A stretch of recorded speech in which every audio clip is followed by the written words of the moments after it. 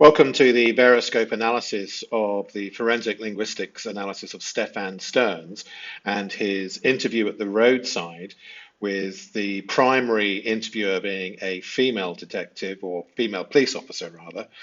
If you're new to the case, this is Stephan Sterns. He was found guilty of the murder of Madeline Soto, who was only just 13 at the time, and her mother, Jen Soto. Many people believe that she could possibly be involved in some way, either covering up the murder or possibly involved at a deeper level. Stephan was found guilty of not only the murder, but also of the abuse of Madeline, including photographs and possibly selling those photographs as well. And what we're going to do is we're going to listen to the recording of the police interviewing him. Note that the police officers are being deceptive to Stephan because they're aware of a question which they're going to launch on him about why he did a U-turn and was traveling away from the school. And although in part two we will partly cover that, here on the right hand side you'll see a map key as to how we mark up the document. But let's begin the actual analysis and press play. How often do you drop her off? This might be the fifth or sixth time I've ever done it. Okay. Okay, so this was where we left off on part one, with Stephan Sterns saying that this was the fourth or fifth or sixth time that he's dropped her off. And then we'll begin hearing the detective ask her question from there. When you drop her off, where do you normally drop her off at? Normally down the street from the school. She requests that a lot. Like the same area or somewhere else? Especially if it's sometimes in the church parking lot, sometimes just wherever she tells us to let her out. As long as it's close, you know. So it's halfway between. Okay, so let's go into a little bit more detail here. If you're new to statement analysis, please do subscribe. What you're going to learn is how to tell if someone is being deceptive to you. It's a vital life skill, and we're going to be covering a lot of cases in depth over the next month or two. So you'll rapidly become extremely skilled in deception detection. Here, for those who have already been following along, we have the normal factor. So he says, normally, and we would put in a flag here of deception. Single flags mean nothing per se. Clusters of flags, we begin to notice deception patterns. So, normally, down the street from the school. We notice that he can't use her name. Madeline has become a pronoun. And Jen Soto, the mother, also does this. She can very rarely use her daughter's own name. So we put in a flag. She requests, strange language, that a lot. And we don't believe from his language in part one that he does actually drop her off a lot, and he's lying. So she requests. Requests is the wrong language. Do you see that? She requests. That's incorrect. So he's fabricating. She requests that a lot. Like the same area or somewhere else. So this is fabrication. Especially, and this is a reason why. And it's a strong reason why, so we put a flag in it. When people aren't conveying information, but they're using convincing language, in particular, we put a flag. Here we have convincing language. And when convincing language matches a deception pattern, it's doubly important. Especially if it's sometimes, and here we have hedging in the church parking lot, sometimes more hedging just wherever she tells us. So here he's hiding in the crowd and he's trying to first tell us that he drops her off alone 5 or 6 times, but here his unconscious has gone back to hiding in the crowd with Jen Soto. This is important. Just wherever she tells us to let her out. As long as it's close, you know. So justification and guilt.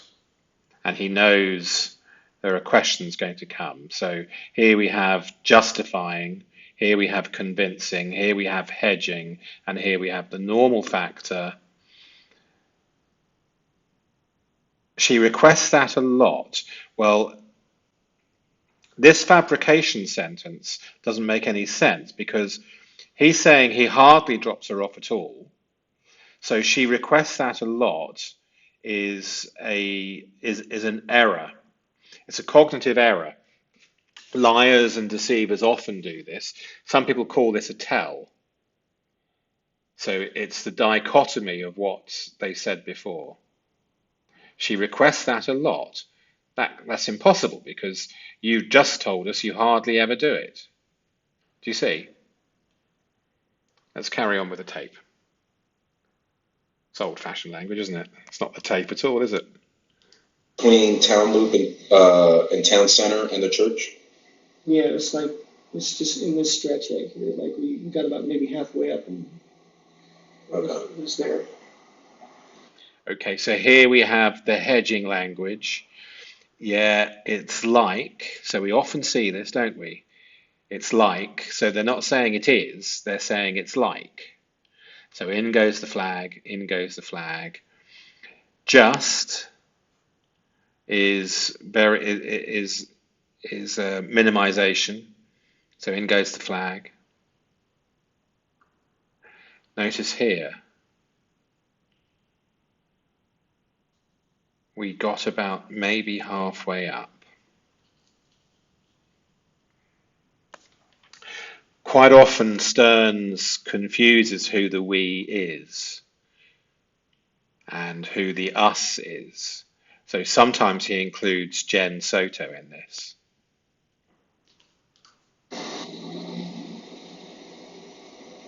The McDonald's that you guys were going to stop at, did you pull into the plaza at any point?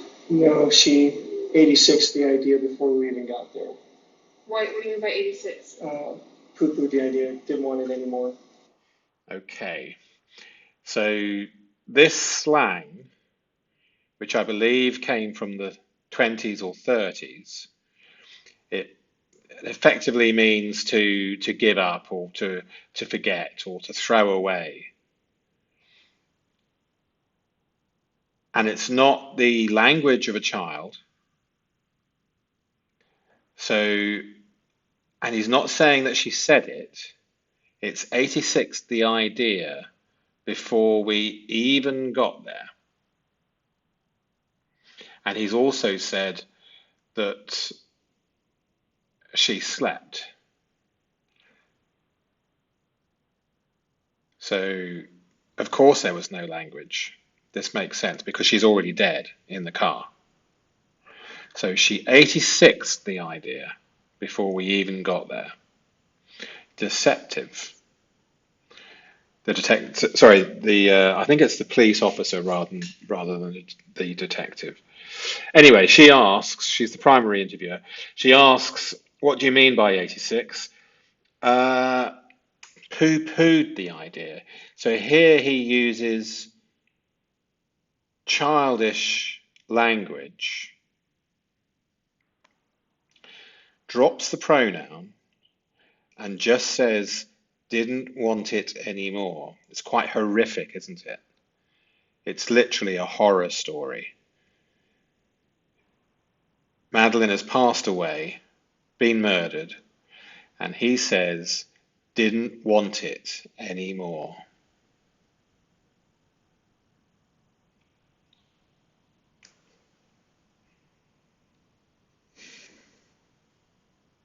Yeah.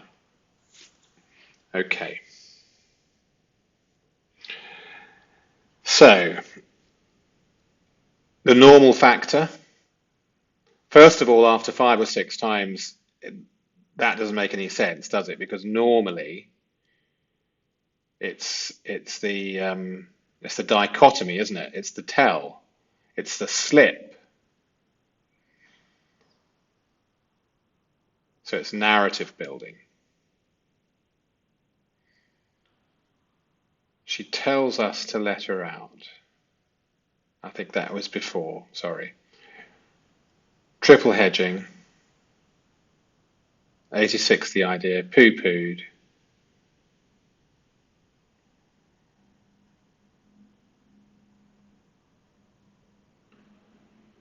She requests, yeah, I didn't like that.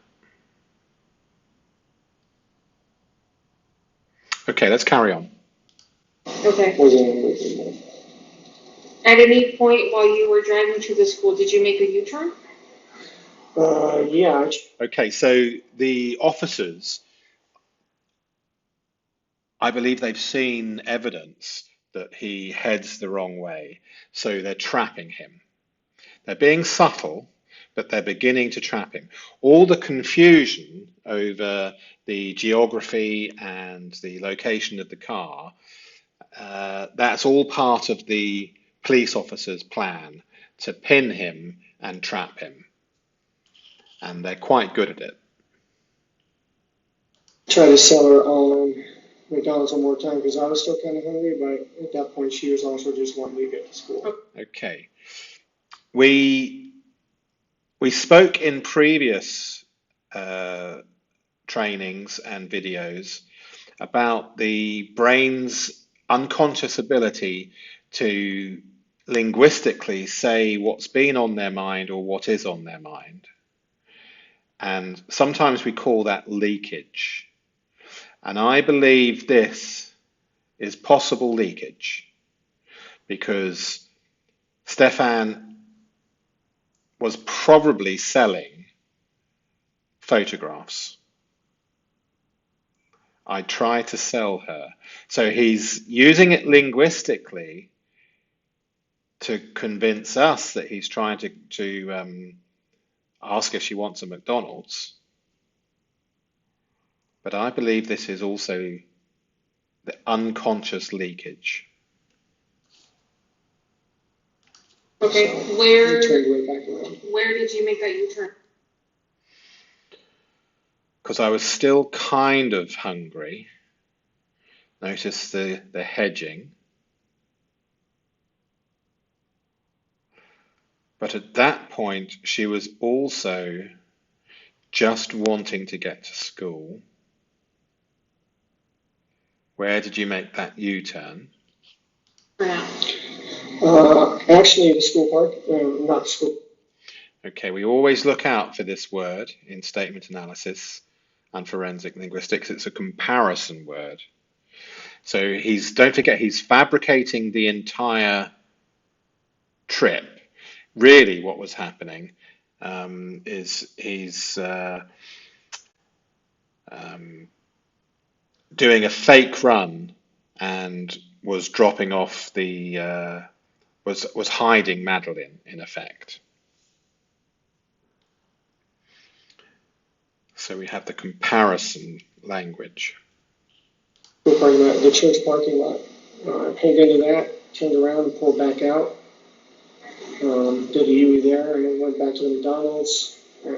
She still wasn't having it, and that's when we came.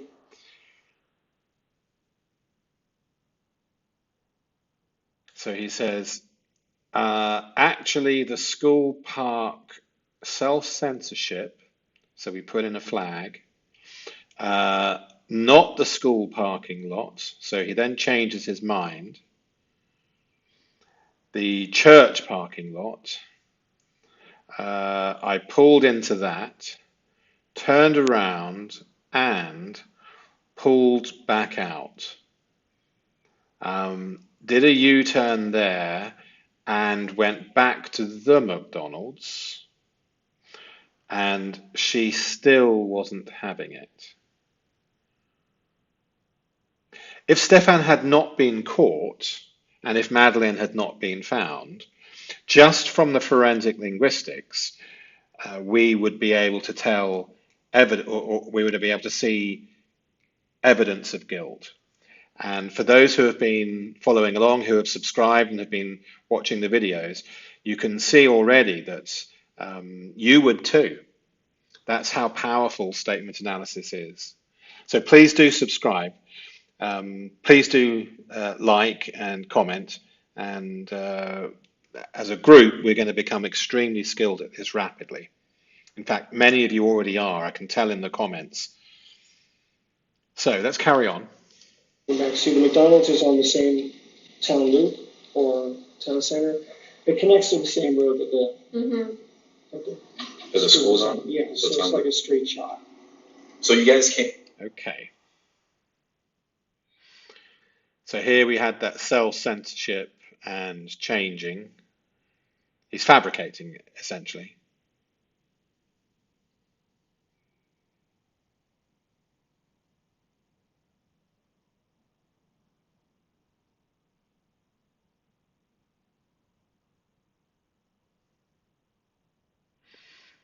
Okay, let's carry on.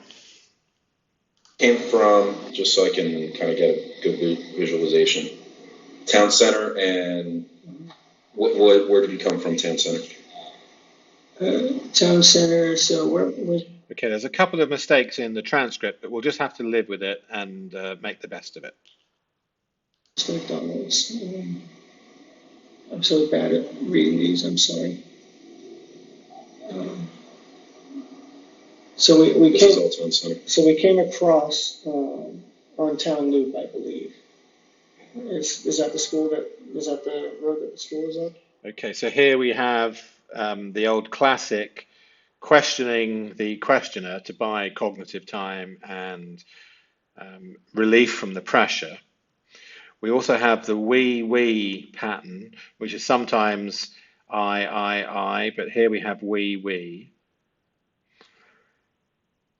Reason why, followed by the double stutter, highly sensitive. Here we have excuses.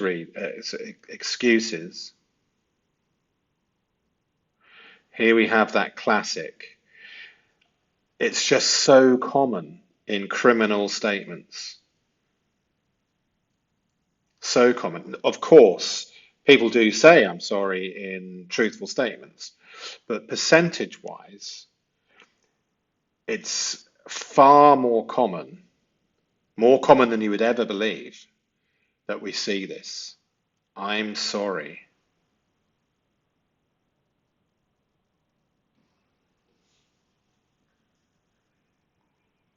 Okay, let's carry on. No, this is town center. So you said you were on town center and then you made a right on town loop, which is the one that takes you to the school. Yes, correct. Right? Okay, so this was the wrong way round, but we can live with that.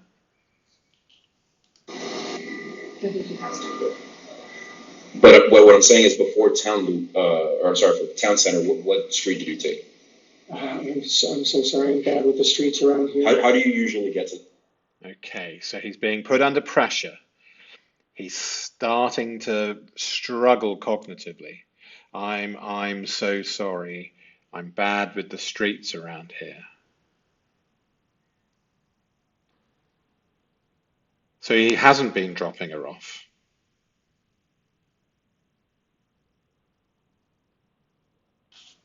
To the school. I just take John Young and then. I like this detective, or police officer rather. How do you usually get to the school? I just take John Young and then wait till I see the McDonald's and make a left there, and then follow that around, and that goes straight into the road that the school is on. I just use the landmarks, and I don't want to memorize the street names. Wait till I see the McDonald's and make a left there, and then follow that around, and that goes straight into the road that the school is on. Just use the landmarks, and I don't memorize the street names. I don't want to memorize the street names. It's unusual, isn't it?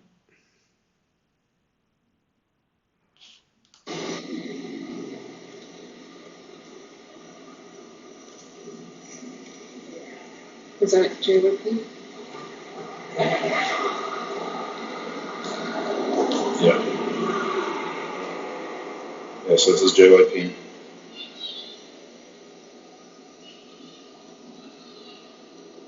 And then at the McDonald's you turn right?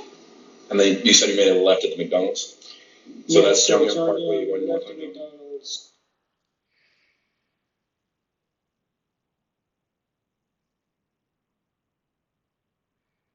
Okay, so they were all talking over each other a little bit here.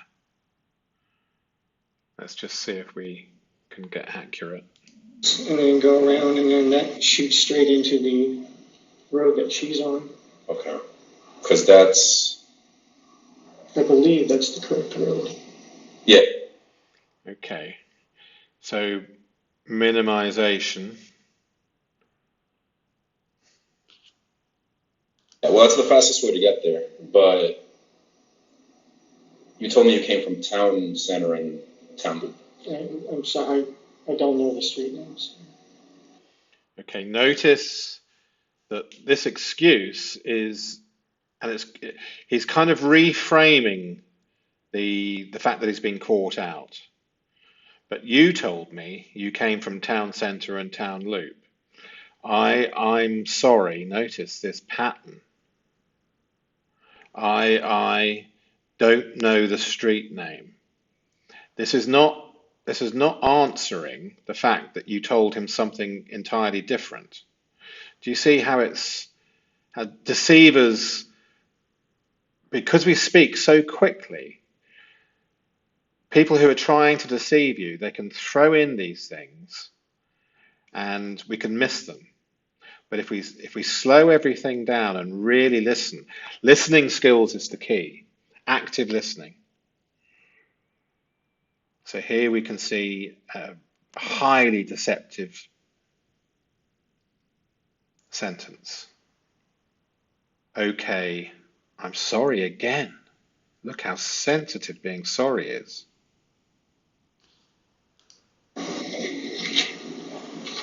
Okay. I'm sorry. So, no, that's okay. So now that we know that you came from Jungyoung Parkway, you made a left on Town Loop. Mm-hmm. So you passed the McDonald's. Yeah, that was when she said no to McDonald's the first time. Okay. So you guys keep on going.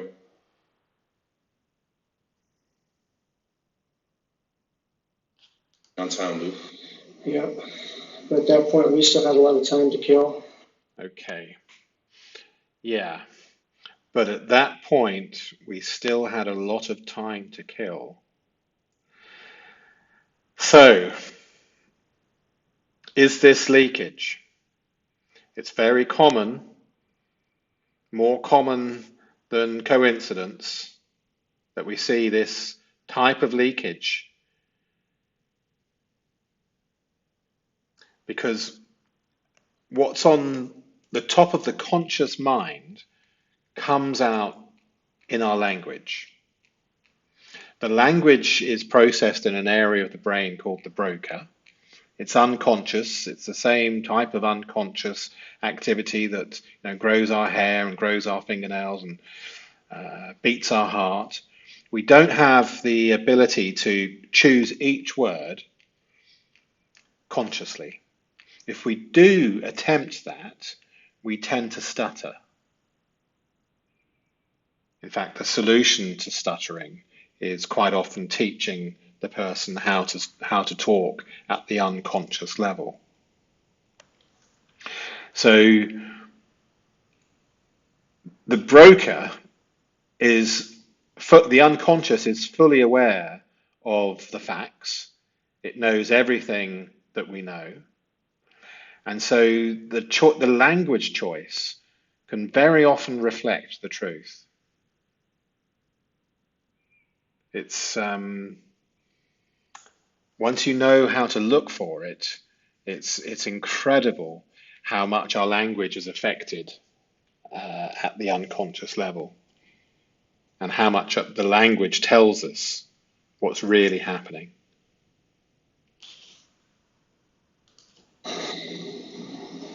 Okay. So what did you guys do?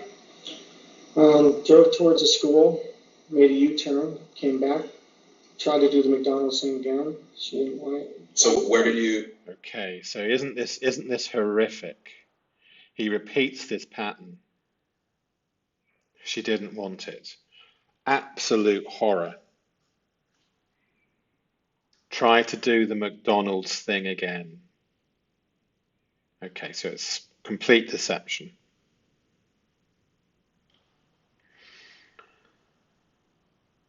Pronoun stuttering only occurs under extreme cognitive load. The escalation from 0 to 4 stutters shows increasing difficulty maintaining deception as the detective presses for geographic specifics. And the two of them, the two officers do this very well. They start putting him under extreme pressure. And if you're telling the truth, you can handle that because you just tell the truth. But if you're fabricating, when you're put under extreme pressure and you're forced to go into finite detail, people tend to collapse and they tend to produce the deceptive patterns that we've been studying.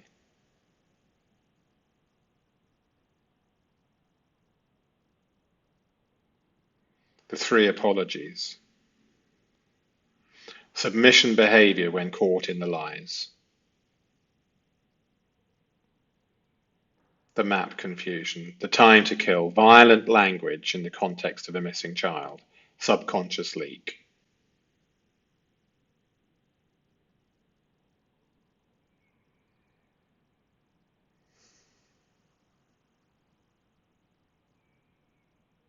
Okay, so in part 1, we saw huge numbers of deceptive markers, and we're seeing the same pattern continue into part 2.